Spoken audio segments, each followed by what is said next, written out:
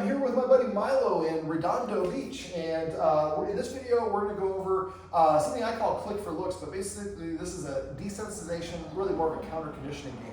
Now Milo has a beautiful house that he lives in, a lot of wonderful windows, and you see the door here is glass, and so you can see out, and it's very low. You see this that his guardians probably don't want me to show on camera because he scratches the door. Milo has decided to make himself the sheriff, and so when people come by, or the mail carrier people come, he barks at them. Now, Milo, puppy, puppy, Milo. The problem with this is your dog can look out the window. Every time, Milo, let's sit. Yes. Every time that he sees somebody coming, he races up, or he's up on the couch, and he starts barking at them. The people come up, or they pass the house, and Milo's barking at them, and then they turn around and go back to their truck if they're a delivery person, or if somebody's walking by, they just keep on walking. The problem with this is Milo, we call it ABCs, antecedent, behavior, and conclusion. So the antecedent is he hears somebody walking up. The behavior is he runs up and he starts barking at the window. And then the conclusion is they go away. Ergo for him, my barking makes them go away. These people are coming to invade my house. If it was one for me, you wouldn't have a TV because people are constantly coming up and I bark and I make them go away. Do my humans appreciate this? No, they yell at me to shut up. And now to him, he might think, yeah, they're yelling at you as well. So what we want to do is we want to be mindful about these things. Most of the time life happens and we try to train our dog as life's happening. As a behavior consultant, what I do is I create situations where I can help the dog practice the behavior when I am ready for it, when I've set the dog up for success. So normally I would probably take Milo out for a little bit of a 10 or 15 minute sniff walk, give him 10 minutes of rest, and then do this activity. Now we didn't do the exercise, but I'm going to go through this here. Now one of his guardians is standing right outside the shot. She's going to be a person who's going to be appearing. So when I do a stage setup, I'm going to arrange for the person there. I'm not going to wait for the mail carrier to come because I don't know when he's coming or she's coming. Now I ask the dog to sit as an indicator. If the dog sits, that's an indication they feel comfortable. If he doesn't want to sit, then I move 5 feet away, and I don't ask for to sit multiple times. Now, sitting is not necessarily a good or bad thing. I use it as an indicator of how comfortable the dog is. And I don't want to be pulling him on the leash. I can pull him into a sit, but that's kind of a positive, negative thing that's going to cause him to be frustrated. So I have a clicker here, and we've already loaded the clicker. So if you haven't already load the clicker before you do this exercise. So I'm going to have this guardian, I'm going to say now. Now. That's your cue. Go ahead and walk. So now I'm going to stay to the side. All right, go ahead and do it again. And do it again. So I'm clicking for him looking at her. He's staying in a sit. Now, if you watch what happens here, he's going to look at her. I'm going to click, and then he's going to turn away. Go ahead and walk again. Now, I have to hold the treat down at first, but eventually he'll turn on his own. Sit. Go ahead. This is, a lot of trainers call this the engage-disengage game. Go ahead. That, you saw he did it there. He saw her and he turned away. That's actually the disengage part. So this game, what we're going to do is I'm going to arrange to have a friend. So he's reactive to dogs as well. Now, right now this is too close.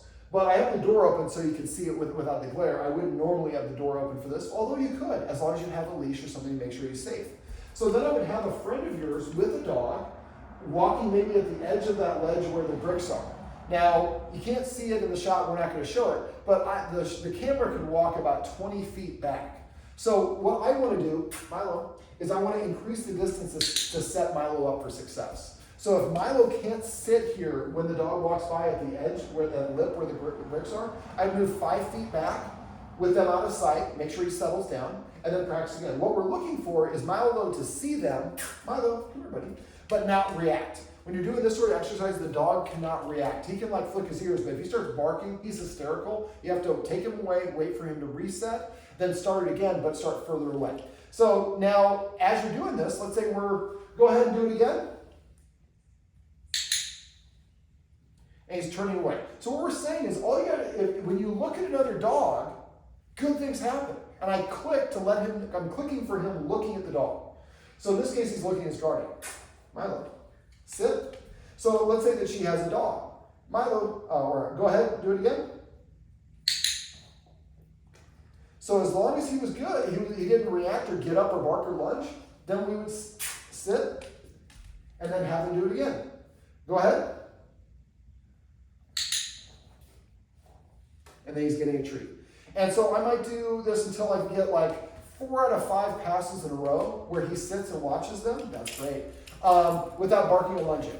And if he does 4 out of 5 in a row, then I might move 1 or 2 feet closer, put him into a sit, and try again. Now this is like, the analogy I use for this, for us it doesn't look like he's doing very much.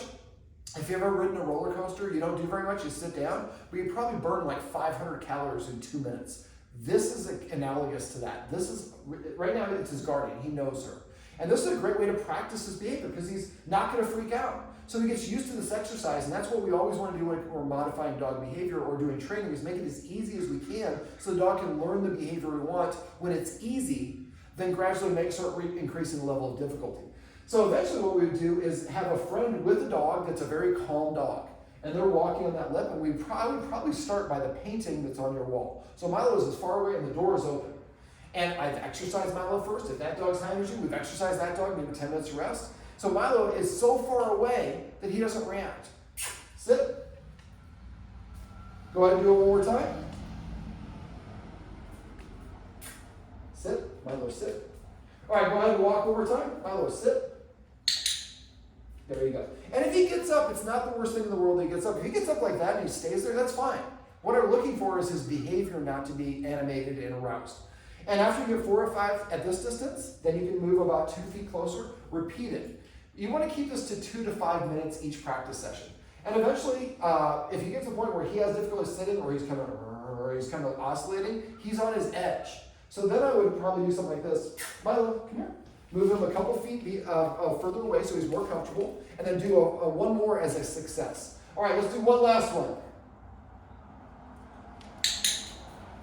So we always want to end on a success. The last repetition is what dogs are going to recall the brightest, and if the last one was a failure, that's what they're going to remember. Or if your dog starts failing, you get frustrated, and your dog doesn't want to do it anymore because you got frustrated last time we did it. So you always want to end on a success, and that's why I'm going to do it shorter.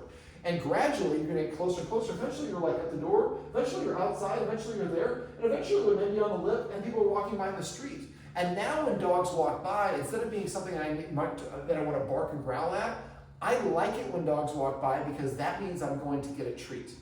Now, one last little thing, and the Guardians have a beautiful, really, really beautiful house. It's got wonderful windows, great lines. But the problem is, like I talked about earlier, every time he looks out the window and sees them, it reinforces that behavior. So what I would recommend is, you see this is here because Milo scratches the door. He gets really animated. He either wants to go outside or he's scratching because he wants to go in. So what I would do is get white paper and put it on the outside, probably about right here. So it's going all the way across so that he can't see out the window. Otherwise, every time somebody walks by, and this is like they call it the 405, because so many dogs walk by outside. Every time that happens, he's practicing the unwanted behavior. So if we put the paper here, and he hears them, and he comes and barks, he doesn't see them go away. He doesn't get his behavior validated. And this is going to make it easier, so you're practicing when you have time, and when you don't have time, he's not undoing the work that you are spent so much time and effort on. Milo, here, buddy. Now you can use a marker word for this instead of a clicker, but studies show dogs learn a little bit better for the clicker, so I prefer to use a clicker when I'm doing this, but you can use either one. All right, Milo, sit. This is my buddy Milo, and these are some tips and tricks you can use if your dog is reactive to people or dogs that walk by your house.